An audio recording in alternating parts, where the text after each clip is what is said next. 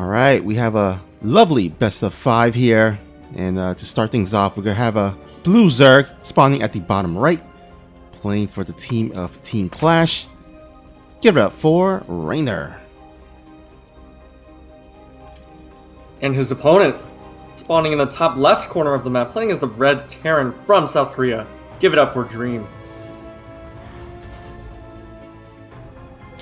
And look at what we have here, starting off with a bang, or I guess in this case, starting off with some cheese, as there are two SCVs here. I'm not sure about, I'm not sure what they're doing, but they might be exploring the lands, or they might be digging for some gold. But no, looks like they're actually throwing down 2 racks. There we go, and they will be put behind the gas geyser. Now, I'm not sure if this Overlord that Raynor has sent out to his third base location is actually in range, within vision of those 2 barracks. But if it is, then Raynor will, he will know what's coming. Yeah, I believe it is in range, and he should be able to spot it. Now, the question is, how will he respond? By the time, I mean, this proxy, I guess, area is maybe not the closest. It could, it's close enough, but it's not like the closest that one hit. Oh, actually, he changed the rally point. Maybe he just did. Yep. Oh no, never mind. Almost like Raynor can hear us, All right, so barracks are done. First Marine is about to pop. Oh, did the Overlord actually? Oh. Okay, at least he sees the SCV, so that should give an indicator already. Right. And drones are already pulled. First bunker is going down, but 4 drones are off the line, engaging the SCVs as well as the Marine. 1 drone does go down. Marine is starting to kite back, and that bunker is still making progress. So more drones are pulled off the line, and that bunker is definitely not going to finish at this point. Oh, or did I speak too soon? Well, he is going to target that SCV, and I think he will just get it in time. So nicely done there.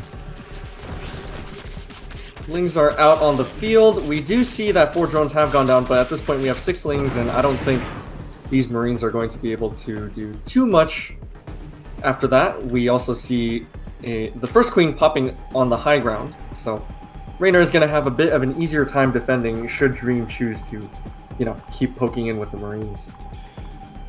Yeah, now, looks like Dream has started to transition. He has thrown down the factory as well as the second command center. Still trying to poke in, but he does see the 2 queens, and that should be enough to poke or to push it back for the time being. I liked that really cute positioning with the Lings earlier. So Raynor put them sort of off to the side, off creep to try to catch the Marines at an angle. Very cute move. Yeah, very, very cute indeed. And now we have ourselves I guess what would be a stabilized game from this point on, right? I mean, wait a minute. There's a random Ling that actually managed to find himself into the main base here, which is pretty nice. I mean, get the scouting information, see what's up. Yeah, Raynor has, Raynor and Cyril, they are always able to get in that one little scouting Ling and get all the information that they want or need. So, good scout. Raynor is going to go ahead and put down a 3rd base. And yeah, like you said, I think things are starting to, stabilize for the time being. Oh, now we do see a medevac coming out on the starport, so it looks like we will have possibly a Hellion drop follow-up, I think. Yeah, seems so. Doesn't look like there's any excuse me.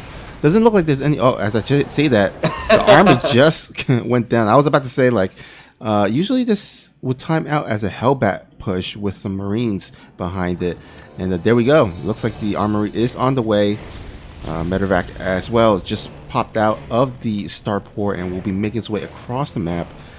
And the question is, what does Raynor has against this? I mean, so far he does have 5 queens, which is a pretty decent amount of queens. And he got some nice amount of speedlings as well. Now, I do like this, using the first medevac to actually load up all of the Marines. That way, you can get a single drop sort of harassing at the same time as the Hellions are moving in. Now, these first 2 Hellions are quite deep on creep, and okay, so the Queens are gonna just barely not kill that first one. Lings are going for a bit of a counter, or, well, scouting around on the other side of the map. Oh, all right, here we go. Through the middle, though. Got to be careful not to lose those Lings, because he needs all these Lings to help defend. I mean, once you clean up the Hellbats and the Medevac, I mean, the Lings can get on top of the Marines. So here we go. Right. Okay, so Medevac is microed backwards. That way the Queens can't target it. First Queen is getting a little bit low. Lings are trying to find an angle behind, but that is not quite enough Lings just yet. Okay, the Hellbats and the Marines are going for the drones. The drones, oh, okay, they are pulled off eventually. So it looks like so far quite well defended. I was honestly expecting a lot more drones to go down, more than 2, but yeah, that. I mean, considering the fact that Raynor was, ahead in the beginning, I think, and then also with the amount of Queens, he was able to defend pretty well and lose minimal amount of drones there. So right now we do see Raynor sitting at 54 to 40 workers, and that is quite significant because there's not the dirt base hasn't been established yet here for Dream yet. So Raynor is going to be ahead by quite a significant amount in the worker count for the next couple of minutes or so. Yeah, definitely. This is the sort of power-up moment that Zergs love, right? You get to... well, the Evos just started, but, once you get the Evos finished, you can pump out those upgrades, and you can pump out even more workers, and then, before you know it, you're all set for the next Terran push. And like you said, Dream does not have that third base up and running just yet, He is morphing an orbital at his natural wall, but, yeah, that's unfortunate for the beginning of this game. Now we are going to see some Hellions coming back onto the creep just to clear some creep tumors. Always a good thing for the Terran. I mean, yeah, especially since it's in the middle, because Raynor did take the forward third base, which means that it's a shorter rally to the third base of Dream. And hold that thought, there is a nice surround here on those Hellions with those Lings. The more Hellbats or Hellions that you can decrease in terms of numbers, the better it is during the fight. Instead of blowing up your Banelings on those Hellbats, you can blow it on the Marines. So nicely done there by Raynor, being so active with those Lings. Yeah, on the other hand, Dream, some small mistakes here and there, such as the Medevacs, not taking care to make sure that they're not going ahead of the army just yet. But, of course, not losing the Medevacs is still what is going to happen, and Dream will be fine for now. Now these Lings, that is a lot of Lings, so he needs to pick up and get on out of there. Okay, so a few Baneling detonations on the Hellbats, as you were mentioning earlier. Dream does have 1-1 finish right now, whereas Raynor is only about 1/3 done with his, so he does have an upgrade advantage, a pretty significant window, actually, but yeah, it's definitely Raynor's game still to lose right now. Yeah, it's probably one of the only saving grace right now, because Raynor is ahead by all statistical measures. I mean, you're talking about the worker count, as I mentioned earlier, and then of course it looks like he's ahead in the army supply as well. But the one thing that Dream does have in favor, as you mentioned, are those upgrades. So maybe he can attack during a window where he does have that upgrade lead. But here we go, Lings around on these Marines will force him to go ahead and retreat back. Yeah, and now we're gonna start to see that sort of double pronged harass, right? We've got two Medevacs, or pairs of Medevacs on different sides of the map, working to clear the creep. Always sort of, difficult as the Zerg to try to handle, because it means you have to split up your army, you have to split your APM, and of course the Terran has the advantage because they're the one initiating. Now, as +1 for the Zerg, +1/+1 for the Zerg is going to be finishing. Oh, hold that thought. Oh! And a lot of Baneling connections to the north. To the south, we do see an evac as well, so Dream not quite making it happen with the double-pronged harass. Yeah, Raynor just doing so well in terms of army positioning, spreading his army into two army groups from the south side as well as the north side, so was able to get on top of those Marines. And now Raynor, he is going strong and heading straight into those into that Hydra's den, and what I would imagine will be the Lurker den very soon as well. Yeah, definitely. We do see that the hive is already almost done. We do see Burrow being researched, so possibly some Baneling mines coming up or something of the sort. But, I mean, if you're Dream right now, I can just imagine, like, I can't even kill a single queen right now. Like, I feel like Zerg is OP, you know? It's kind of crazy how well Raynor is playing, like you said, with the positioning and with the micro. Now, these lings, that is a lot of lings, but you do not want to engage off creep like that. So he is going to actually cancel all of those Morphing Banelings and back up for now. You know what? It might actually not be the worst thing, because it looks like he's at max supply, and he needs to open up and free some supply for those Hydralisks and Lurkers. So I think we might see Raynor just start throwing, or I wouldn't say throwing, but starting to get some engagements just to lose some of the supply.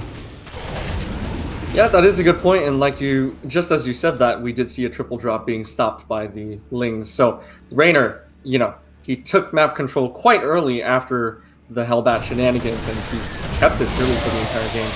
We do see another small skirmish to the north with another double drop, but again, Dream is not able to really make anything happen as Raynor is taking base after base, it seems like.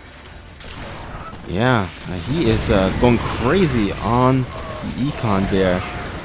We do see a little bit of Liberator harass that will be able to take out 4 drones, but when you have over 80 drones, I mean, that losing 4 is not really that, you know, detrimental here. So he has some drones to be able to throw away, and he should be fine. Right now, the bank is climbing up here for Raynor, though. That's the scary part. He is up to 102 workers. Raynor, you need to calm down, my guy. Oh my gosh. I love the way that he plays. I'm just kidding, of course. And he is, you know, getting +3, +3, +1. He's getting all the upgrades, so it's like a second round of powering up here in this ZVT. What a special ZVT, you know. We did see that cheesy opening, which was quite nice to see, but of course nothing too much, too drastic came out of it. And now we're seeing Dream sort of, you know, settle back in with those Liberators and a lot of tanks, as well as a planetary, or several planetaries up front. You know, just realizing that, hey, I can't really damage this Zerg, so I need to stay back and I need to power myself up as well. Yeah, it looks like Raynor is starting to feel the itch to maybe possibly end this game. Nice trade there. That does get a lot of these tanks, but the rest of the... Oh! There was some Burrow Banelings there. It blows up on this huge amount of bio. Oh my god, that was sick. Oh man, Blinding Cloud going down on one of the tanks in the back. Not that he really even needs it, and he is just streaming through with all of these Lings and Banes. Oh my gosh, Raynor pummeling Dream to a pulp, it looks like. Now, Ghosts are coming out, and that is still quite a few tanks, and Raynor is going to back up for now. He is actually getting a Spire behind this, so, you know, it's not over just yet, but that was a crazy engagement earlier. Yeah, and with the bank that Raynor accumulated, he's now able to just max out once again as we bring up the battle report. 50 Lings dying during the past few minutes. And they ain't stopping. Looks like Raynor is still putting on the aggression. He doesn't quite have a lot of Lurkers though, so Dream will be able to push us back.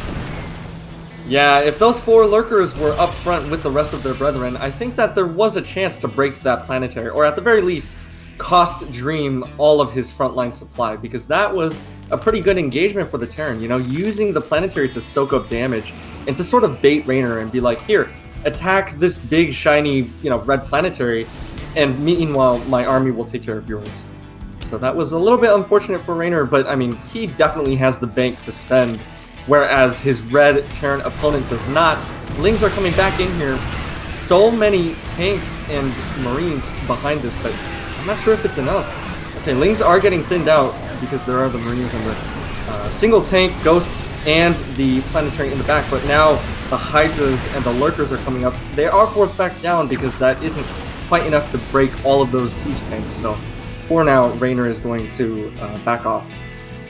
Yeah, but look at what we have here. Double Niduses going down, but Dream has his eyes set on the minimap, will be able to react immediately and shut this down. But the hand has been revealed. He knows that Raynor does have Niduses out on the field. Yeah, now Raynor, he really wants to push up this one specific ramp. You know, he's got all the lings coming forward yet again, but that tank line in the back is quite strong. We do see Liberators as well. They will be instrumental in taking care of those lurkers, which of course cannot shoot up. So Raynor is going to back off again. And I've seen a lot of Zergs, myself included, where we fall into this trap of like just trying to hammer away again and again at the turn, and they just never break. And eventually they just, sort of come back economically because they are able to trade so efficiently. And I'm kind of scared for Raynor because none of these, I want to say the last 3 main engagements, he has not been winning. He has definitely been losing all of his army, and Dream has been taking very, very good trades. So I'm not too sure if Raynor should continue on this trajectory. Yeah, I feel the same way. I mean, the past few engagements seems to be more in favor of Dream, and slowly but surely Dream is, he's kind of playing that Terran style, where we've seen many games in the past, whether it's pro games or even ladder games, where the Zerg player just get over eager and just throws units after being so ahead, and then all of a sudden you look at the supply, and all of a sudden the Terran player is ahead, and he's got the bigger bank because he's been trading efficiently, and it becomes very, very, very sad day for the Zerg. Oh, definitely. And speaking of sad days, look at all of these lurkers. All of them are going to get picked up by Dream's army. Snipes being put down, Liberators put to use. And that is exactly what we are referring to here in game number 1, right? We just see a very overeager Raynor, and he is known for that, right? He is known for making very good aggressive use of his lurkers and his lings and things like that. And that's great to a point, but you're ramming into Liberators, tanks, planetaries, marines, ghosts. Like, this is a very high-tech army, and you're not going to break it with just lings. Yeah, I'm just bringing up the resources lost tab, and Raynor has like almost 10k more minerals lost there. Definitely the efficiency is on the Dream side, but I mean Raynor, he's been stuck on 100 or so workers for quite a while now, so he's been mining a lot of resources, so he's able to throw away this many resources. Let's see if it does come back in the end to bite him. But here we go. Banelings rolling in. So many Banelings, and 12 SCVs are going down, so maybe that was worth it. But at this point, SCV count doesn't matter as much because you just have so many scans potentially. And now the ghosts are moving forward because there's nothing to actually stop them. A nuke going down on a base that is not yet complete. Tanks are being set up, and Raynor is, for the first time in this game, on the back foot, I would say. Yeah, now, I wouldn't say that attack was like completely a bummer, because he was able to take out 19 SCVs there, but it does give Dream the opportunity, the opening, to climb himself back into this game, because he is ahead in the army supply right now, and we'll see if Raynor can even up with this secondary attack or this follow-up attack. Oh man, but the Sim City, look at how many command centers there are here, and funnily enough, these command centers are being morphed into orbitals, which, it makes sense because you have that army there and you don't really need planetaries. What you need are mules and scans. So again, Dream with the clutch defense, being able to shoo away those lurkers and those lings because, really, it's still a tier 1 unit. Finally, we do see the Greater Spire being started, as well as a couple of infestors. So it looks like while Dream is changing things up by going for these offensive nukes, his Zerg opponent is also changing things up, possibly going into a, my history of StarCraft 2 is not that good, but I would say that a Broodlord Infestor army is more of a classic Zerg style. So, yeah, I'll just say it's an older style that Raynor is possibly transitioning into. Yeah, I was getting a little worried there because Raynor seemed to be stuck on Ling, Lurkers, and Hydralisk, and I was, it's getting to the late. This is getting to the later game, the late game, and so yeah, I'm glad and happy to see that Raynor is starting to transition into more of these higher tier units, because that is what is really gonna help Raynor seal the deal If he was gonna, rely on that same unit composition of Ling, Lurker, and Hydralisk, I think he might have started to throw away the game. But yeah, looks like he will start transitioning. Yeah, definitely. Now, we did see that Spire was actually queued up a long time ago, so that Greater Spire, it was a little bit overdue. Now, we do see a Ghost deep in enemy territory, about to nuke the original third base, and the nuke is actually going to go down? Oh man, look at that. That is beautiful. 14 drones getting killed in an instant, as well as the Corruptor Larva, so they are not going to finish. Raynor is going to spot this other offensive nuke and move those precious overlords out of there pretty quickly. Yeah, once it gets to this point where you have the Zerg has so many bases, it's actually quite difficult to spot the nuke. You gotta like skim through all your bases, and even so, it's hard to spot that red dot. That's tiny red dot. Oh, definitely, yeah. I'm sure many macro Zergs have felt the pain of seeing 2 nukes, not 1. I'm talking 2 or more, land on their bases, and all of a sudden your economy is decimated. All right, we do see the Broodlords are starting to morph in here. So building up to what would be, I guess, the new Infestor Broodlord army composition. I mean, we've seen back in the day in Heart of the Storm and Wings of Liberty how strong that unit combo is. And looks like Raynor is starting to do the Legacy of the Void version of that. Yeah, definitely. Now, that isn't to say that they are not popular in Legacy of the Void, because they are still a very, very strong composition. Now, if this Ghost is not spotted, then these Broodlords are in for a little bit of trouble. Oh! Okay, so only a Nidus network does go down. But that Ghost is just going to shoot away. It gets a snipe off on one of the Broodlords, and that is a lot of value. Oh, what a hero Ghost. A second snipe? No way. Oh, that hurts. Even though the Ghost died, he did. I mean, he was worth his life. Killing that many important units, the Broodlord and the Viper there. Oh, definitely. Oh, that nuke is really... Okay, well, it did land. And, oh, funnily enough, it takes out the Overseer. So the Lings actually no longer have vision of the offensive Ghost. Wow, the timing on that. Yeah, a little bit unlucky there for Raynor, as the Overseer was flying in, but yeah, sometimes that happens. Funny things like that. Speaking of funny things, that Nidus worm in the back of the Terran main actually did finish, funnily enough, but of course it was not allowed to, unload some of the units, as we do see Thors are now out on the field. So Terran is really, really powering up, and all of a sudden that lead, that significant lead that Raynor had earlier in the game is, I don't know, I would say it's non-existent, because if we look at the banks, not only does Terran have a greater mineral bank, but look at that gas bank, right? Both players are essentially, for all intents and purposes, maxed out right now, and they're sort of locked in these, very, very exciting stalemates. I say exciting because we do see a lot of nukes, right? But I mean, that gas count is going to be what's key here in the late game, because gas is what lets both players get those high-tech units. Yeah, for sure.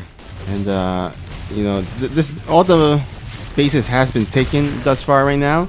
The bottom one right now, though, is going to be so important, because that's I think that's the freshest base right now. So they're kind of fighting position on that, as you can tell.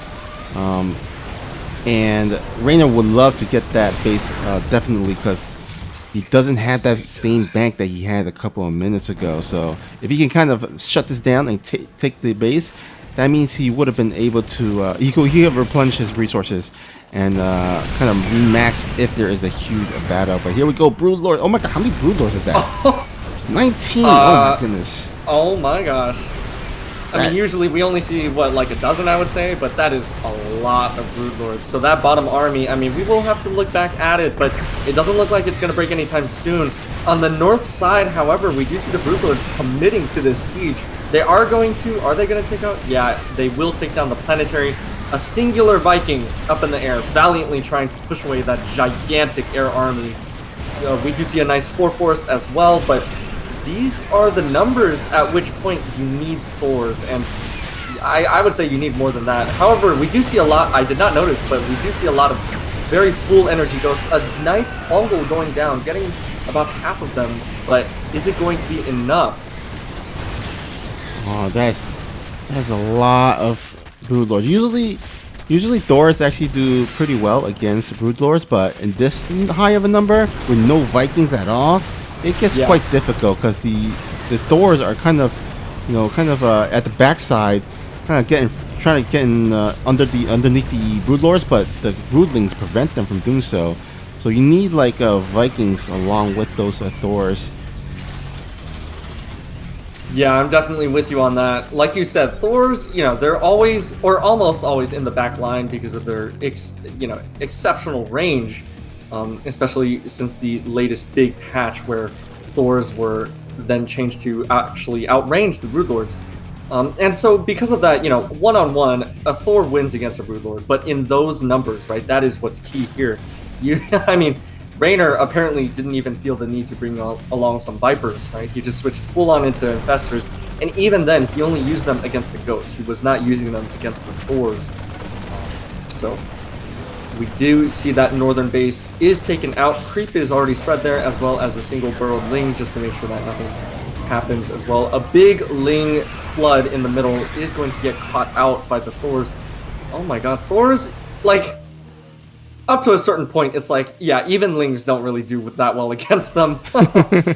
Yeah, they're really fat. So the surface area of getting around those with those Ling on those doors, not the best in that high of a number. Maybe like if there's like two Thors or so, or even three, you get a lot of Lings to surround them. But with that many doors, yeah, that ain't happening. Right. Or even, if they weren't so clumped up, like we see how they're positioned now, you delete the Ghosts, then the Lings might have a pretty good chance, but hold that thought, because we do see the Broodlords have rotated finally all the way down to the south. They are going to start sieging up this very key base that you mentioned earlier, Snoopy, where the minerals here and the gases here are the freshest. Now, difference being, we do see some Corruptors out on the map, as well as Liberators and Siege Tanks and whatnot, so we do see a sort of culmination of both armies. Now hold that thought again, because we do see a huge Ling counterattack, and this is what Raynor is famous for, or infamous, depending on who you talk to. But regardless, whatever people's opinions on it are, it is one of the most effective strats, where you just go for this huge Ling counterattack. And these are 3/3 Adrenal Glands Lings, so while these Broodlords are taking out that orbital, oh my gosh, look at that, the Thors can't even find a good angle. Those Lings decimated the natural as well. Yeah, they just can't really get below the Broodlords, and that's the problem with the mass Thors. The first few frontline Thors can reach it, but if you're not able to utilize the backside or the rest of the Thors, then it gets really awkward for the Terran player. And all those Broodlings, they're all free. So yeah, it looks like Raynor is possibly will be able to maybe establish a base here. He would love to do so, because right now he doesn't have the bigger bank, surprisingly. It's actually Dream who has the bigger bank, and Raynor would love to make sure all those remaining resources are going to him instead. Yeah, definitely. Now what I would love to see Raynor do is, after he establishes creep spread onto this base location, I would like to see him siege the bottom left-hand planetary with those Broodlords and siege it from the high ground. That would really, I think that would force Dream into a very awkward, more awkward than it already is, position with the Ghosts and Thors, because again, like you said, Thors are great, but they have trouble sort of pushing up when there's just that sort of wall of Broodlings in front of them. And especially with Ghosts too, because Thors are just so chonky that, like, the Ghost can't really get into position to fire off the snipes. And that kind of thing is what you need when you're facing that many Has the number grown? I feel like there are more. Yeah, there are 22 Broodlords now. This is crazy. That is definitely crazy. You normally see that many Broodlords out on the field. And looks like Dream has started to finally add in those Vikings. There are a lot of spore crawlers, so you gotta be careful not to fight underneath those spores. Yeah, definitely. Now we also see at the same time these ghosts actually going for a pretty big flank, but I don't think... Oh! A pretty good double fungal. That infestor was definitely worth it. Oh, actually, only one ghost went down from the double fungal. I always underestimate the health that these ghosts have. And funnily enough, speaking of ghosts, we do see one hero ghost all the way in the natural of the Zerg. Will be finally taken out by the Lings, but not before I think it got off a nuke. Yep, he got a nuke on that natural. Was able to damage some buildings, but not too much. Take out too much anything else. Maybe some larvas, but wasn't really too effective. And now this is going to be the point of contention, as this base here. Both players are clamoring for it right now. But look at here, Raynor once again going for that backdoor Ling attack. Alright, at the front though, we do see a huge set of fungals going off on the Vikings. That will cost quite a few Vikings for Dream. As the Lings are also coming in, bases are lifted, Marines and Thors have to push back up north just to deal with the Lings. But at the same time, Raynor going for that power move. He is not going to let that hatchery finish because of course the tanks are within range. But, you know, he is establishing, I am here to stay. And this is not going to be an easy fight for either of us. Yeah, it's looking like it's gonna come down to the spell casting of these you know, spellcasters, whether it's a ghost for Dream or whether it's the infestors for Raynor, and they're gonna have to utilize their energy, because right now, you know, in late game scenarios like these, spellcasters are so important in your army composition. They're the one that you can replenish their energy, while, you know, if you lose a Broodlord, you can't replenish or you can't replenish the lost minerals and gas that you need to remake that. So yeah, spellcasters like ghosts and infestors are, as well as queens as well. But oh, will that nuke land? Oh my god. Okay. Imagine if that fungal was not within range. I don't think we see any overseers on the side of the Zerg, so that infestors, that fungal really needed to land. Now we do see the Liberators re-sieging on top of the spores, so no more queens are going to be out here for Raynor. And the Thors are actually moving up. They are getting a bit of a sort of concave, awkwardly enough, with some Thors being caught behind the mineral lines. Now we do see the beginning of this engagement. The Viking count is basically, I think that is it for the Vikings, but the Thors are moving up and the Ghosts as well. So the Spore Force is pushed back. The Spines are decimated as well. Ling counterattack going up to the natural base again, but these Thors, I mean, you can see that Raynor is playing this with a lot of caution, because those Thors, given the right engagement, they will cut through a good number of Broodlords. Yeah, for sure. As you can see in that engagement right there, pretty even in terms of the minerals, but a lot of gas are lost here for Raynor. And stick in some of these doors. I like that a lot, using the Vipers, you know, to sort of catch Dream off guard, because up to this point, he's really only seen the Broodlords engage with infestors, and all of a sudden you have another type of spellcaster that requires a different type of, you know, protocol for engaging. So, well played by Raynor, taking out a couple of those Thors, I believe. Now, the thing that worries me is that Raynor still has so many Broodlords, 24 still. I don't believe. Yeah. Oh, that just went up to 29. Oh, crazy. Yeah, that's crazy. Oh my goodness. I still don't think.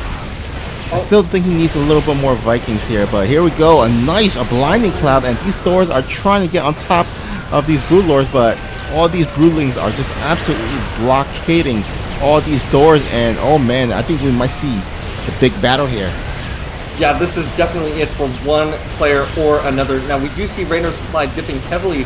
The more Thors are in the back line, shelling away at as many Broodlords as possible, but they will be forced back, so it looks like this base will actually be cancelled, and it looks like the sheer number of Broodlords is enough to win the fight for now. But at the cost of so many spellcasters, I think a lot of Ghosts went down for that engagement, as well as basically all of the Infestors and all of the Vipers. So we did see a lot of spells being used within the span of like 5 seconds, right? We saw Blinding Clouds, we saw, what's it called? Neural Parasite being used on a couple of Thors to sort of body block their former allies. That was quite a battle.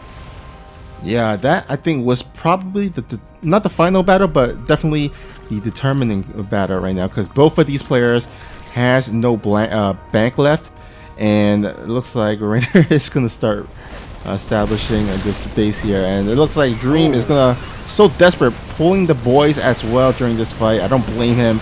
At this point, SCVs are pretty useless. Yeah. And here we go. Looks like the Broodlord count still not dwindling here. Oh man, we do see a lot of snipes being queued up finally, but at the same time those ghosts are being killed off left and right, and finally creep is established such that the Spore Qualifiers can be re-established here in the front. But I don't know, I mean, it's just Thors versus Broodlings at this point, and we all know how that goes. We do see some Infestors, and they will be able to Neural Parasite 2 of the Thors, as well as get off some Fungals. So I think this is it. I think Raynor just barely might have done it. Yeah, all the Thors has been decimated here. The Broodlord still stands. All these Infestors still stands. And GG, Raynor will take game 1. What a match. All right, we are here for game number 2, spawning at the top right. We got the player that is up 1-0, looking to extend his lead. Playing for a team clash. It is Raynor. And his opponent, once again, spawning in the bottom left corner of the map, playing as the Red Terran for Good Game Gaming. It is Dream.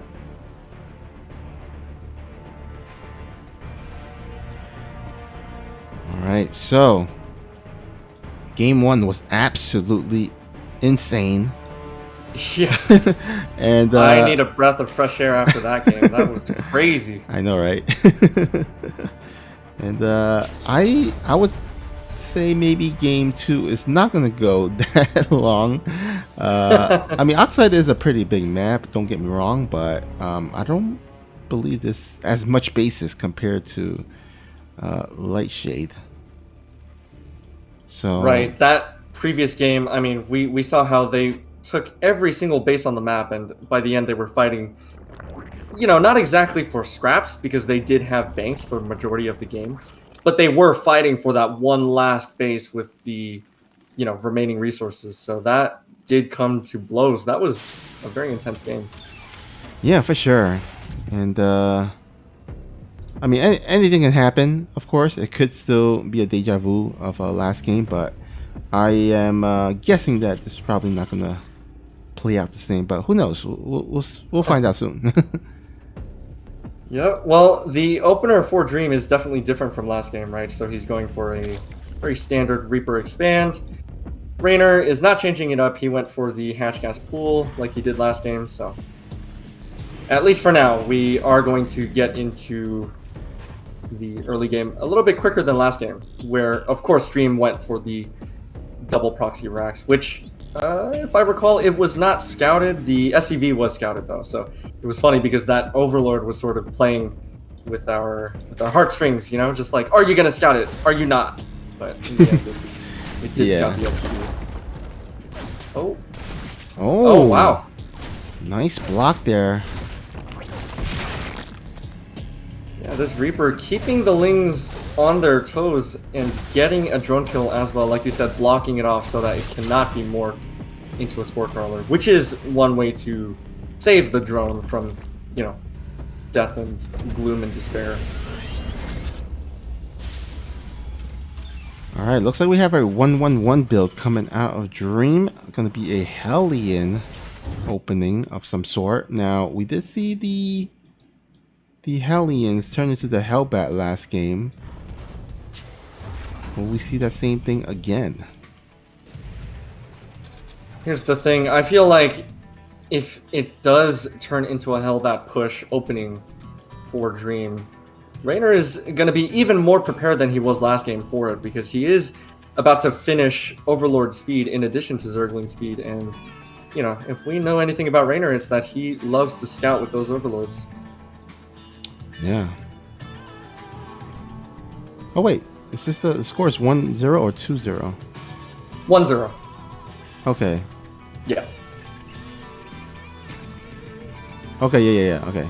I was like, just making sure. Like, did I? I casted some replays earlier, so I was like, maybe I got that confused. Right. So I was like, okay, yeah. So yeah, it's 1-0. Sorry. Just no. Nobody would blame you because that last game basically counted as 2. You know, like, oh, crazy. All right, so we are going to see a fast stim with an additional 2 barracks follow-up, so it looks like it's just going to be about a push after these Hellions finish doing their harass, and they are actually going to get... They're quite deep. I mean, they're getting 5 drones. Are they going to get any more? Okay, 6 will go down. Now, Snoopy, how do you feel about that? 6 drones for, what was that, 4 Hellions and a Reaper? Yeah, 4 Hellions, 1 Reaper for 6... you know what? You know, I would say it's okay.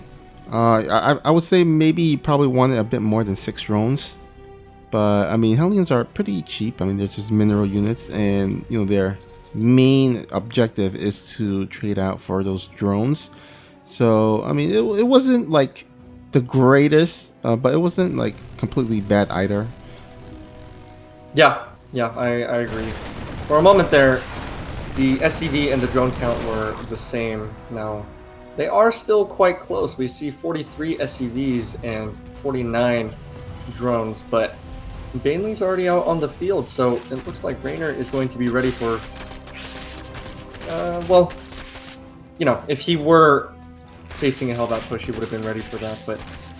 I don't know, these... I'm not too sure how to feel about the Banelings, if I'm going to be totally honest. They do seem kind of early. Yeah, I think Raynor is just trying to make sure that he doesn't die. Because, like, if you don't go for roaches against Hellions, or Hellbats rather, the next best thing is to go for the Banelings to connect on what could be a potential Hellbat push. Right. Of course, this is not the Hellbat push here, but I mean, I guess it's just for safety, you know? Right. Speaking of safety, we do see that combat shield and +1 attack for Bio is actually about to finish, so we might see a move out. We do see a Marine tank move out, actually. Very, very cool.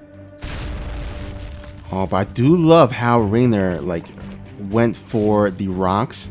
Because, like, the tank push is actually pretty common on this map because of the rock. You can hide the tank behind it. But with that rock gone, that does, you know, free up the surface area in which the Lings and Banelings can get on top of these. Oh, look at that. He's even setting up a backdoor sandwich. Yeah, I like this a lot, right? Because for the Zerg, you need to have that sort of surround to deal with these kinds of things. But, of course, that front sort of ramp with the rocks has not been opened up just yet. So these Lings are going to lie in the back and just sort of wait to draw Dream in.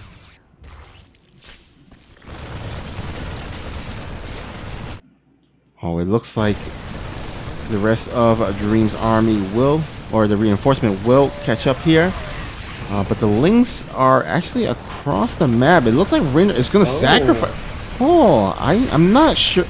I don't think this was the greatest idea by Raynor. I think he should have gone for the sandwich instead, but looks like he is going to go ahead and try to get some economic damage here at the Nitro.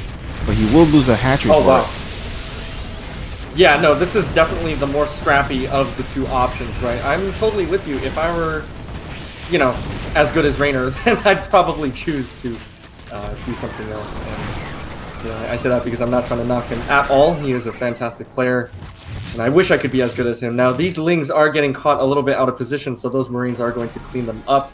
But yeah, like you said, it might have been a lot, or it definitely would have been a lot safer to just use those backdoor Lings as a surrounding force rather than a counter-attacking force, because of course the natural has been cleaned up once again for Dream.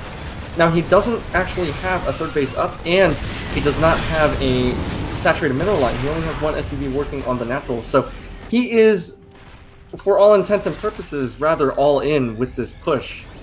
So the question becomes, can Raynor hold on? He's going to need some really great bailing connections on those Marines. Now, there aren't like an overwhelming amount of Marines on the field, but those tanks and Liberators do pack a punch here. Yeah, definitely. Those Liberators, you know, even though they're targeting Lings, every little bit helps. And all of a sudden, there are no more Lings, right? Like you said, they do pack a punch. The majority of the tanks were cleaned up, but that's a lot of Liberators, and, you know, it's a fair amount of Marines as well. Now, drones are being pulled off the line just to make sure that those Marines can't do any more damage, but they're still here, you know, they are not going away anytime soon. And the Liberator sieges! Oh no, Raynor not able to fully engage with the Queens. Yeah, these Liberators are making it really difficult for the reinforcements to help out, and there we go. Dream will pick up a game number 2 and tie up the series.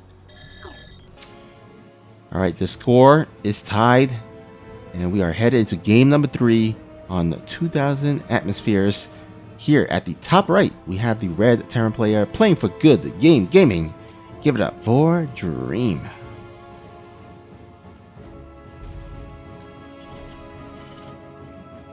His opponent spawning in the bottom left corner of the map, playing as the blue Zerg 4-team clash. It is Raynor.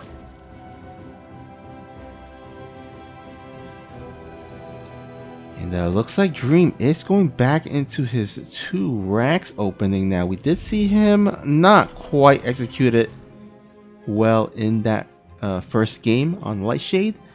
He's hoping this time around it'll go a bit better. Now this time around it is going to be a bit closer compared to what it was in Lightshade. So, but then that also does mean that the Overlord will be able to scout it a bit quicker as well. Yeah, and it does look like that Overlord is on the right path. It is going to, if it's not redirected, it should be able to see those 2 barracks. Yeah, and the good news for Raynor is that he did went for pool first before the second hatch. So this already is a build order advantage for Raynor. You will be able to have quicker timings to those Lings and those Queen production as well. And that does bode well for our blue Zerg player. Yeah, he did scout out both barracks actually with that Overlord, and now he will be producing Lings. So, like you said, that earlier pool is definitely gonna come in quite handy when it comes to defending his natural. And here we go. Lings will immediately delay these bunker placements, which is already a win for Raynor. But of course, it does come down to how you execute this. It could be, you know, Raynor can blunder this if he's not careful.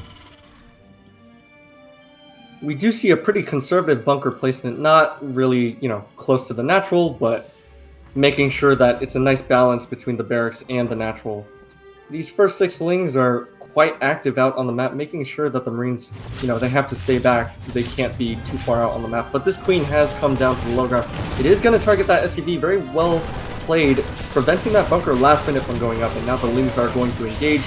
They are going to take out... Oh, okay. That second SCV was pulled back just in time for these 3 Marines to continue dealing their damage and make sure that the Lings can't get on top of it. But is this bunker going to finish? Oh, just barely. The Queen is in range, and it will take out that second SCV as well. Yeah, that was a nice targeting there on that SCV. Will delay, or not delay, but render the bunker useless as there are no SCVs to complete it.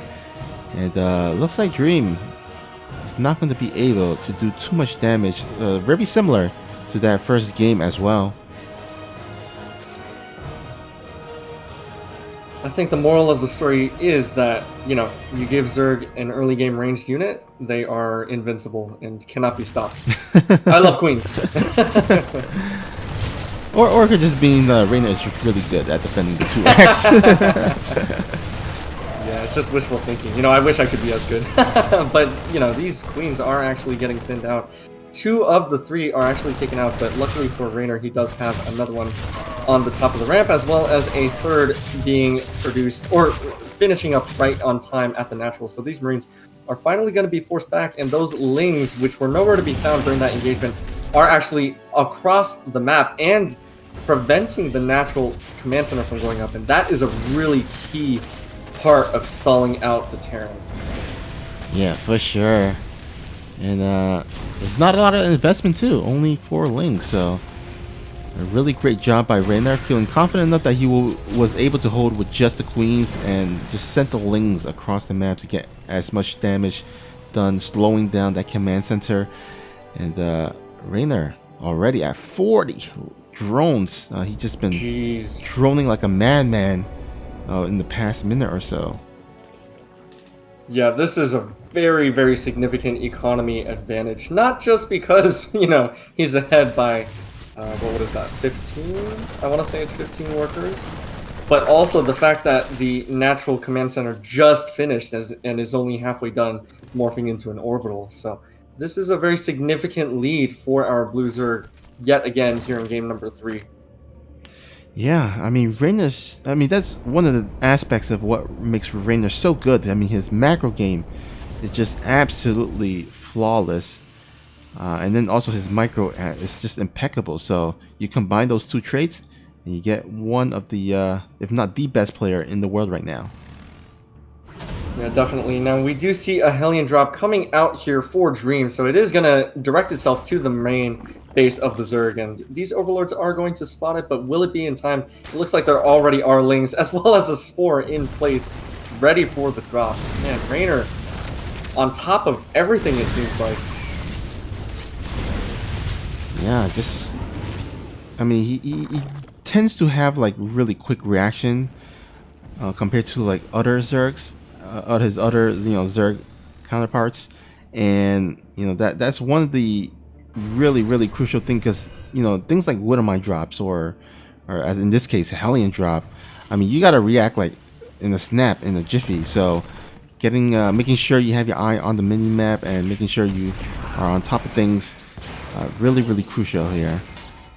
Yeah, definitely. Now I just want to note that there was a single scouting ling that found its mark on a low health SCV and said, nope, I've marked you for death in the past and I've come back to finish the job. So very cute maneuver by the Blue Zerg. But yeah, like you said, the reaction time needed is, you know, quite demanding in StarCraft 2. And, you know, it's interesting because when you look at FPSs like CSGO or Valorant, you also need that quick reaction time. But the difference is in StarCraft, you have so many things to keep track of. So usually it's not that a person's sheer reaction time is not enough. It's just that, you know, we collectively as non-professional players are too busy doing other things while we witness a Widowmine drop happening or witness a Hellion run by happening. You know, it's sort of hard to sort of unlearn those habits where like, oh, I'm making a round of drones right now. I need to do that and finish clicking those specific buttons before I pull the drones off the line.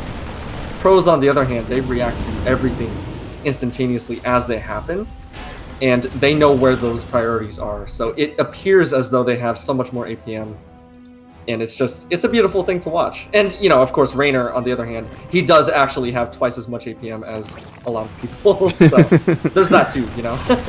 Sometimes even triple. Yeah. Oh.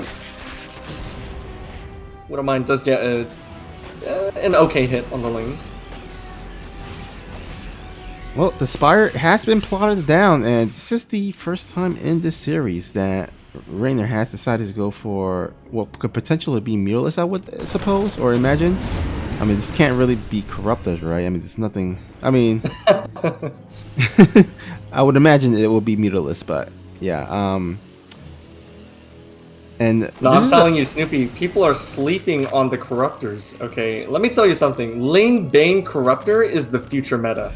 You heard it here first, okay? You know, if Dream had some Liberators out in the field, I could see Raynor open up with some Corruptors. Right. But right. Yeah, I think this is going to be for Mutalisk. But Dream is not gonna probably let Raynor get to those Mutalisks quite yet, as he is pushing forward. Raynor's being cautious, making sure he has those Lings and Banelings to defend for the time being. +1/+1 is about to be done for Raynor, which will tie up the upgrades compared to Dream. So it's gonna... Oh, it looks like he's just gonna go back out here. You were right, Snoopy. We do see 8 mutas being produced at a time here for Raynor. So a bit of a change from previous games where he went, heavy into the lurkers and things like that. So now it's going to be that classic Muta Ling Bane style that is very, very popular with Zergs in this matchup. Yeah, usually it's either Ling Baneling Mutalisk or Ling Baneling Hydralisk into Lurker maybe or so. And then of course sometimes people some of these Zergs go for Roaches. It's not the greatest. I would say Roaches has been a little bit weaker, but for some reason I think in the past few months it has made a little bit of a comeback.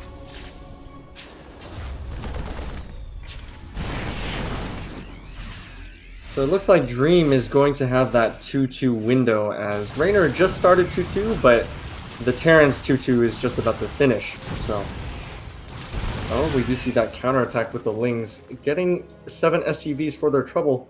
Oh, actually, I'm sorry, that was a full counterattack. I wasn't paying attention. But actually, it was a Widowmine drop here at the, I guess, 5 o'clock base? Oh, yep. Oh, and those Widowmines are actually reloaded, and they're going to get 3 more drones, funnily enough, so that's Warcrawler was not ready in time. Lings are going to come back, and Banelings are going to be detonated on the Widowmines, so they are not going to be a nuisance anymore. But they sort of outstayed their welcome. Now, we're seeing Raynor do Raynor things and split up his army, like most Zergs ideally should. You do see that pretty sizable amount of Banelings to the north, as well as the Mutas to the south. So it looks like he has seized map control and is not looking to give it up anytime soon. Now, these Mutas do need to be careful because they were about to run into a group of Marines. One Muta getting very low on health, but it is going to be supported by Lings and Banes, and it looks like Raynor is coming in for the attack. Oh, I don't know about that. That wouldn't mind getting off a pretty big chunk of the Lings. Yeah, I mean, Raynor trying to make some play happen here. Might want to actually wait for 2-2 to be done, though. That's about to be finished. Also, he's researching Burrow, which kind of indicates to me that we might actually see some Burrow Baneling play. I mean, I can see, he's splitting like 2 Banelings here at the top side. I think just Burrow, and sometimes that does, really work out. But although this is a huge map, so getting those Burrow Baneling connections are kind of quite rare. I'm not sure if this is gonna work out, but somebody by the caliber of Raynor might be able to pull it off. Yeah, no, I agree with you on the rarity of Baneling connections happening. I mean, it's hard enough to, if you're going up against a top tier or a professional, any professional level Terran, it is tough to get Baneling connections by themselves. But getting Burrow Banelings, it requires a lot more attention from the Zerg as well. Now, Raynor did move into the cross location third and lowered the health of the orbital. Not quite able to kill it, but was able to find 8 SCVs for his troubles. At the same time, these mutas are coming in here dangerously deep in enemy territory, finding a lot more SCVs as well, and taking some shots from the Thors, but not really caring at that point. So they are going to circle up into the main at the same time as Dream's main bio force is actually going to move onto creep to see if it can push forward. Yeah, he does be careful not to go way further, across the non-creep area. Just kind of dancing around. Those Mutalisks are still harassing Natural, by the way, being so annoying. Getting some additional SCV kills, but the real fight is here at the bottom side. Although there is a kind of a ragtag force at the north side as well that could get on top of that triangular base of the Zerg, but Dream is already on top of it. Those creep really providing nice vision for him to see where the army of Dream is at. Yeah, definitely. Without that creep, the Terran army could basically knock on the door of the base, and all of a sudden you have one less base because you weren't there on time. Now that is not going to be the case here. On the south side, we do see a cleanup from the Zerg, taking care of all of the bio, and of course the medevacs are forced to pick up the remaining Thors and get on out of there. Same thing to the north as well, actually.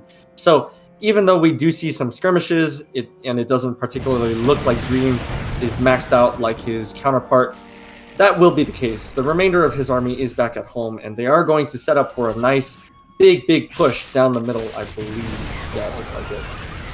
Oh, we might have a skirmish here out in the middle of the field here. Looks like Raynor whipping toy. Oh! We have just eaten our words collectively, Snoopy. That was a pretty decent Baneling mine connection. Oh man, that was... Oh, you know, because of how rare it is, it's just always so satisfying to see it happen. Yeah. Alright, so we do see a lot of creep being cleared up. Widow mines are being put down. A tank in the back.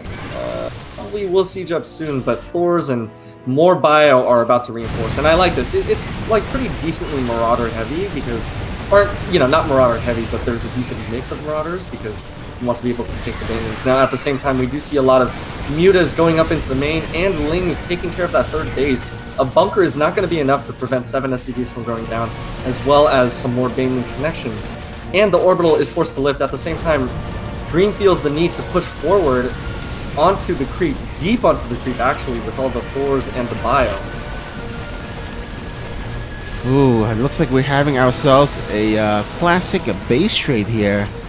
At this point, I'm not quite sure who's going to win. I mean, Dream does have 3-3, but Raynor does have the correct army composition for base trading. If you are base trading, you want the really mobile units, and that's what Raynor does have. And then here we go. Looks like a Banelings will be clashing on through here. It takes out a lot of the anti-air of those Marines. So if the Mutalisk decides to come back, I mean, they might not do a horrible thing, although I mean horrible job. But there are 3 Thors left, and maybe these rest of these Banelings can clean up the rest. Oh, it's never a good thing for the Zerg when you're trading Banelings against such tanky units. But if it's enough, hey, it's enough. And of course, we do see that the Mutas back up to the north are still dealing damage. 23 SCVs have gone down, and I don't believe a single drone has gone down in the last, 20 seconds or so. Now, when did Raynor get Ultralisks? Can you tell me that? When did an Ultralisk cavern finish? I'm so confused. Yeah, I guess in the midst of the chaos, Raynor just somehow ticked up really hard and was able to take out or produce some of these Ultralisks, which, I mean, there was already Marauders out in the field, but I mean, if you have this overwhelming amount of supply, I mean, it doesn't even matter. It looks like these Ultras will be chopping away at this planetary, and I feel like the end is near. There's a lot of units on the ground here that Dream is not really able to break. Yeah, definitely. I mean, all we have to do is look at the supply, and Raynor essentially maxed out, whereas the Terran is actually going to call GG. And that is it for game number 3. Alright, this player here at the top right, his back is against the wall. He is going to have to win the next 2 games. Let's see if he can. Here, spawning as the Red Terran, playing for Good Game Gaming, it is Dream.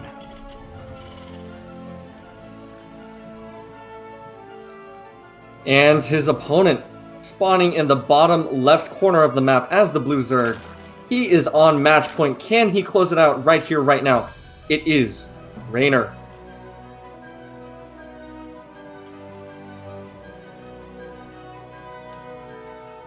Alright, so Beckett Industries, if there was a map to ever be in favor for Dream, this is it. I mean, this is a classic Terran map. Now, it's not impossible for, Protoss or Zerg to beat a Terran, but it does, I feel, play into Terran's advantage of some sort, just based on the layout and, of course, the distance between the natural and to the other natural. Yeah, definitely. We do see some choke points as well. We see that outside of the natural, there is a very, very narrow ramp. And it's only narrow because of the rocks. So similar to the last game where Raynor did open up the rocks to make sure that he had enough surface area to engage. But yeah, like you said, this map is Terran favored. So, if there ever was a time, it is now. Yeah, but Raynor does, understand the layout of this map, and immediately he throws down a quick spawning pool to take advantage of it. This will be able to allow him to possibly cancel or at least really heavily slow down this command center. And unfortunately for Dream, he does not scout this, and nor does he have like a Reaper of some sort to help defend against this. So this is looks like gonna be a great start for Raynor as these Lings make its way into the natural. Yeah, I was just about to point out that it was a little bit peculiar to me, at least, to see that Dream did not go for a Reaper opening, and instead he went for, and that SCV is definitely not going to make it back. He went for a quick reactor on the barracks, and so of course that will allow him to pump out these Marines as he does put down 2 additional barracks behind us. So it is going to be a 3 racks opener for our Terrans, but I think that supply depot, look at that, that supply depot is not completing the wall. I wanted to note that too, but like, I don't want to make a fool of myself, but yeah, I mean, that supply depot is not completing the wall there. So I'm not sure if, would that be intentional? I'm not sure. No, I can't imagine that would be intentional. I mean, Dream is not even the trolly type of personality, so I can't even say it's a troll move or anything. But yeah, I think Raynor is getting to Dream's head or something. Like, you normally do not see this placement of the supply depot. I mean, it's just unfortunate for Dream. And he's going to have to definitely get it together because he is at match point. If he loses this one, that's over. That just means that Raynor does win the series and he will move on to the next round. So Dream is going to have to kind of relax, get his head together, and play a clean, solid game here. Yeah, definitely. Now, he is getting combat shield and stim, so it will be a quick Marine push, and hopefully, if Dream manages to make something of it, he will give himself the advantage in this game, and, hopefully take another game off of his opponent. Now, Raynor, my guy, with the bully strats, I'm just going to call it a bully strat, putting down a temporary proxy hatchery just so that he can put a forward creep tumor. Now that is big brained, if I do say so myself. Oh yeah, big brain move indeed. I mean, and this is a great map because like normally the army will go through the middle. They're the acceleration zone, so getting a creep there, getting vision of your opponent moving out. I do love that play from Raynor. And it looks like you are exactly correct. This group of Marines is going to move through the middle, exactly where that creep tumor is, giving Raynor vision ahead of time. Now, he is morphing in Banelings as well, so I don't imagine that these Marines are going to do too much. Yeah, they got to be careful because there's no medevacs tagging along with them. So even if they stim, like they're on a timer, they're not going to get healed for quite a long time as the starport is just about to be done.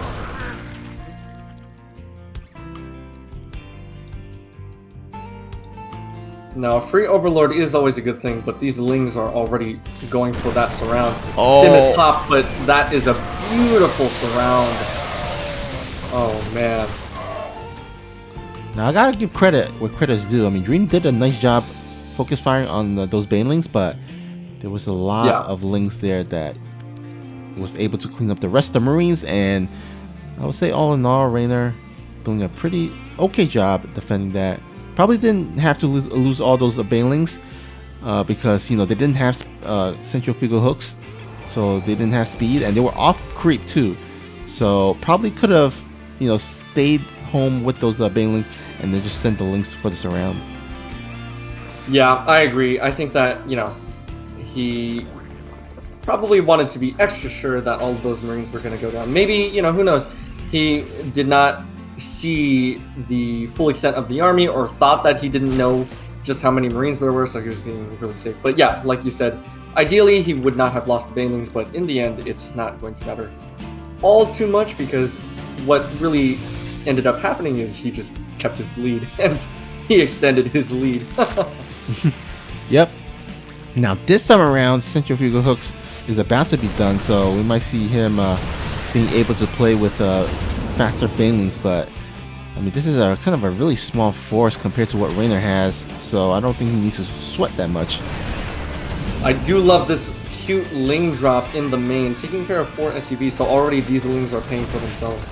And 5 SCVs, there we go. And that Drop the Lord, unfortunately, is not going to live to tell the tale, but that does bring back a lot of the army for Dream, and it's going to give Raynor what he tends to love, and that is map control. Oh yeah, for sure. This map doesn't have the watchtower compared to the previous map of 2000 atmospheres, but you know, with the creep tumor spread or the creep spread, we'll be able to see just as much. And here we go, Raynor doing what he is known to do best, those Ling backstabs. Yeah, it's kind of like, you know, you're a boxer, you have a left hand and a right hand, you go for that hook with the left, and then you sweep in with the right, you know? It's a very nice setup. I do like it a lot, because typically in this matchup, it's the Terran who's the one that, beating up on the Zerg with multi-pronged attacks and multi-pronged harass and whatnot. But really, it feels like Raynor is the one doing that, so it feels like the roles are reversed. At least most of the time. Not to say that Dream has not gotten in a few solid drops here and there, but you know, it's got to be enough to win him the next 2 games. Otherwise, he's out. So. All right, looks like game has stabilized here. We do see a sneaky Liberator here at the left side. Will be making his way, but look at that. Raynor is already on top of it. We'll deny that Liberator for the time being, and man, the hive is a 9-minute hive, or I guess a little.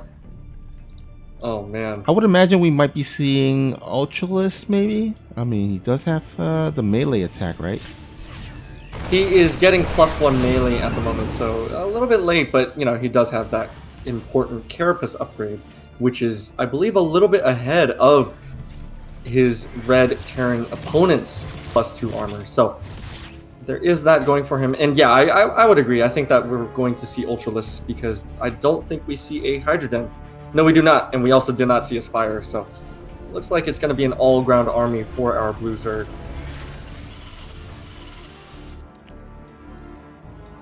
Alright, looks like we have the slowest Baneling drop. Or I guess, is there any Overlord speed? No, looks like he is going to still go for it. Which is pretty interesting, because you usually kind of match that with Overlord speed, but... Right. I love it. You know, it moves so slowly that you see a little bit of a blip on your minimap, you don't notice it, and then all of a sudden you have these Banelings going down. No, that is... I was hoping that that would be the case, but it looks like Dream is already all set up at the south side. Now, we do see a Baneling mine right on top of one of those... What is that, a missile turret or a sensor tower? One of the two. But Creep is right outside his doorstep, so I think Raynor is going to want to start punching through soon. Oh, interestingly enough, he does go for a Spire. So it is not going to be Ultraless. I think that, you know, maybe he just was focused on building enough Banelings for the time being, so, you know, didn't have enough gas or something like that. But yeah, it actually is going to be a Spire. Oh, I mean, I guess this is not the worst map for Brewlords, because again, you can it's a pretty short map, so you can kind of fly your Brewlords and reach your opponent's base a bit quicker. And so, you know, I would have guessed it was Ultralist, but I think Brewlords also works on this as well.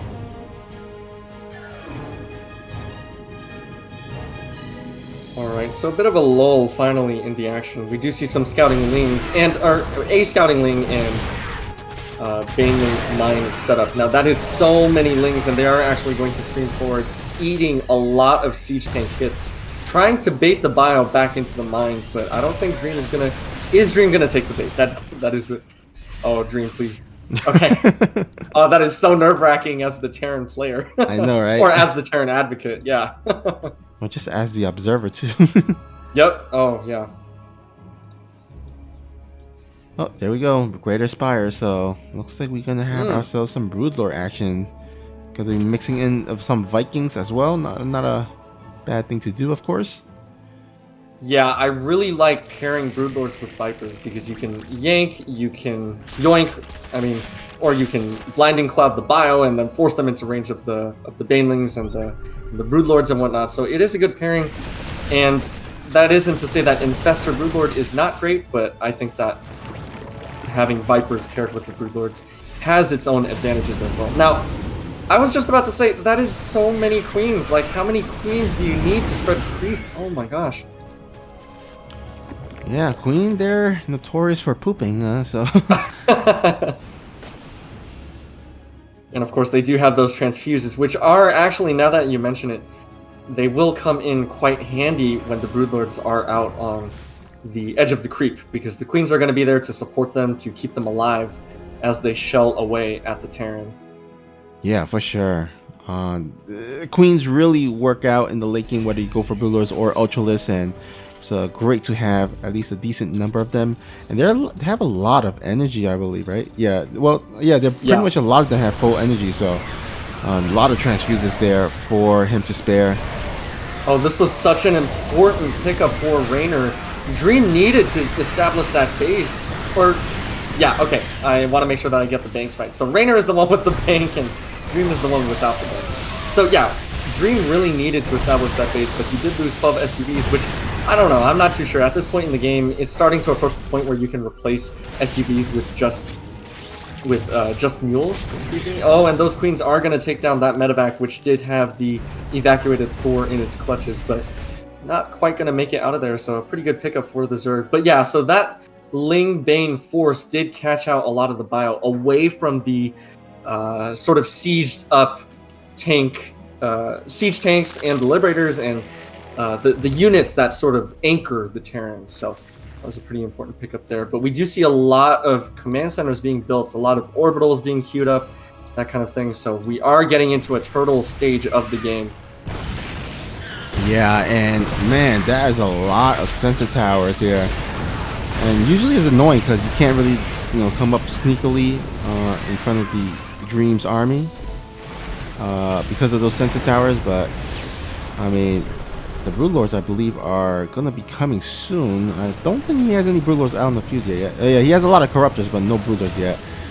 But I would imagine that he would turn some of them into Broodlords very soon.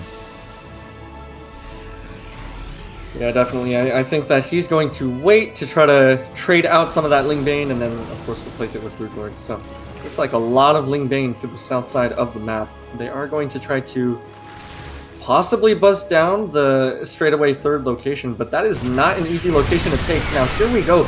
Lings are going to stream in. Corruptors are coming in as well to take care of the single Liberator that was there. So, Lings and Banes are going to find a lot of damage, taking down both planetaries and a bunch of SCVs for their trouble.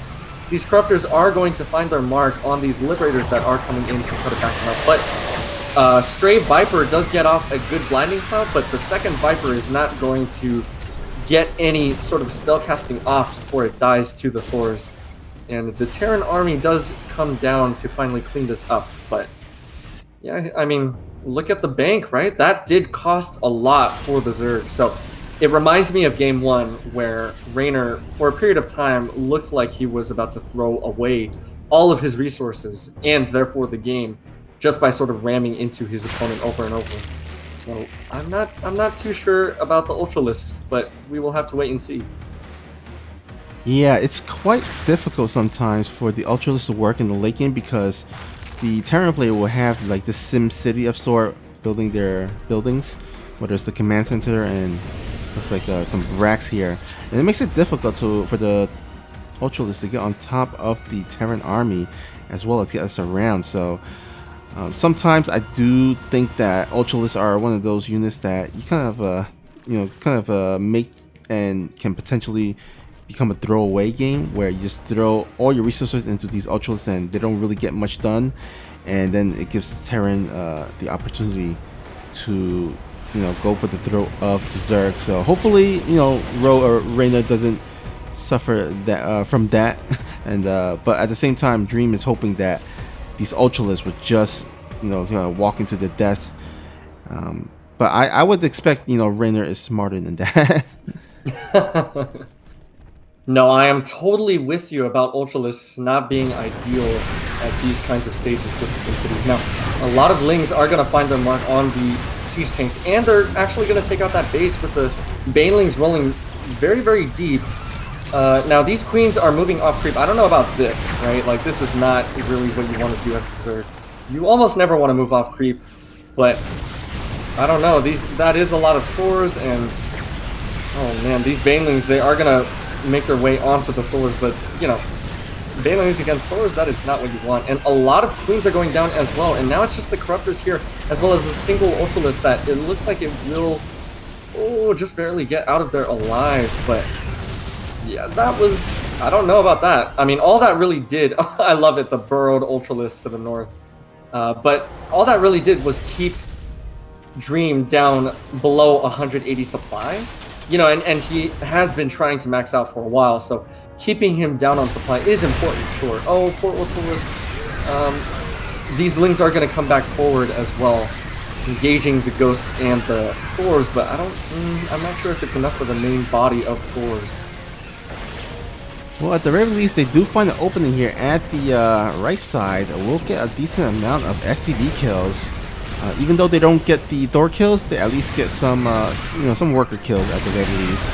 And actually, might get some tanks here as well. Oh wow, that friendly fire is quite important when it comes to the Lings, right? Because Lings, of course, being melee units, are gonna get right on top of the tanks, and another friendly tank that fires on your own can deal significant damage. Now, that orbital has not been allowed to stay mining for more than like a couple of minutes at a time, as Raynor does come back in with a huge flood of Lings just to make sure that he gets some more SCVs and make sure that that base is prevented from mining just for a little while longer. Yeah, Raynor's got to be careful. He doesn't have the large amount of bank. He does have a good amount of gases, but the mineral's not as high. But he does find the opening here onto the right side, as a lot of the army of Dream was actually on the left side. Making excellent use of his Ultralisks. And speaking of excellent use, we do see that Dream has one single Thor dealing damage. And actually, it might pop... No, it's not going to get the hatchery kill. That would have been too much. But if it did, that would have been amazing. The harassed Thor. I love it. But yeah, I mean, when you compare Thors and Ultralisks, both are very chonky, but the difference is Ultras are melee units, and that just makes them so much more inconvenient to deal with in a SimCity sort of environment, whereas Thors, they have that range and they want to be able to hide behind some sort of structure or some sort of wall where they can fire freely without risk of being attacked. So these Ultralisks to the north are going to take out these Thors because, like I just mentioned, they were not behind a wall, and so they were sort of free kills for the Ultralisks. But this game is you know, even though we're past the 20-minute mark, I would say it's fairly scrappy because we do see Dream just sort of bleeding out a lot of SCVs, and also he's just not able to maintain his supply. Yeah, also not able to maintain that north side base. I mean, he's got an orbital there. I think he really needs a planetary, as that is a very vulnerable base. But gotta give credit where credit is due. I mean, Raynor doing a great job kind of splitting the forces of Dream and kind of attacking his huge Ultralist force into it, and then just backing out and then doing it over again. And you kind of see him swinging to the left side, to the right side, and now to the left side, and now back to the right side. The infest out, they do have the energy upgrade, so they were able to get off quite a few fungals. Now, a nuke was queued up, but I believe that ghost was killed off. Another good fungal coming in before the Overseer even has time to detect the ghost for the Ultralists, and these Ultralists are just streaming forward. I don't think it matters about the army composition because it looks like Raynor is just going to bust through. Yeah, I mean, Dream is all the way down to 25 workers. Even if Raynor doesn't finish him off, I mean, the end is near. Raynor has over 100 supply against his Terran opponent, and he does have a not the largest bank, but a decent bank, while Dream is just starving for minerals and gas. Starving is right. I mean, he just barely pulled himself back above the 100 supply count. Granted, a lot of that supply is in Army because, as you mentioned earlier, he does not have too many SCVs, only 30 SCVs. But yeah, this is definitely the beginning of the end because if Raynor continues on this trajectory, he will be able to bust any sort of blockade that Dream tries to put up. And GG is called. Raynor moves on to the semifinals.